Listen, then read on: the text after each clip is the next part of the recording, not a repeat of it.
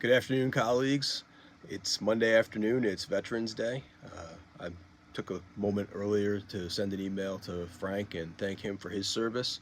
If you have veterans in your life, I hope that you took a moment to thank them for their service.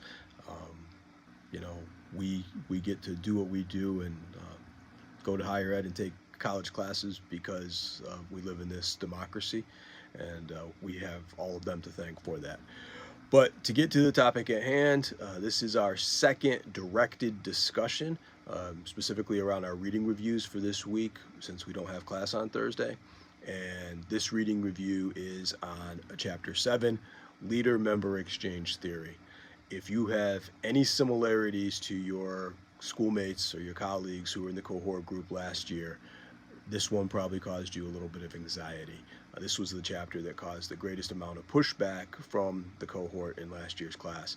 And the reason for that is it pushes against our sense of fairness. This idea that a leader of an organization or in the workplace may deliberately or unconsciously create in-groups and out-groups strikes us as inherently unfair. But as you read the chapter, or as you review the chapter, I hope you'll remember our conversation last week during our discussion of situational leadership, where Ken Blanchard stated, there is nothing as inherently unfair as the equal treatment of unequals. Uh, and so, while we may push back a little bit because this means that some people get given extra work and given extra privileges as a result of giving that extra work, that is in fact a reality of most organizations in the workplace. So I hope you were able to get over any antagonistic or adversarial reaction you had to the chapter, and give it a little bit of reconsideration and thought. Because just because it makes us uncomfortable doesn't mean it's not something we have to acknowledge.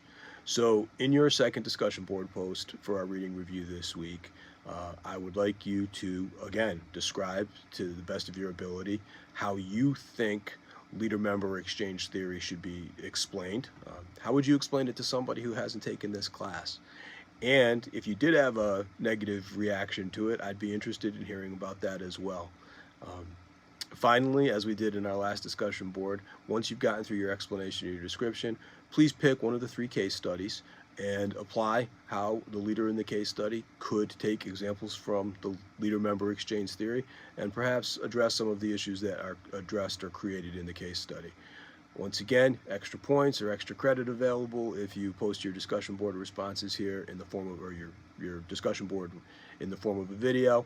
But again, if you're uncomfortable doing that, I understand if you choose to type it out. This will be the second, as I said, of the directed discussion boards. I'll try to tie this back in with our next chapter, plus one more when I get back from my trip. And again, this discussion board is due by Saturday evening at midnight. I hope you all have a great week, and I look forward to seeing your posts. Thanks.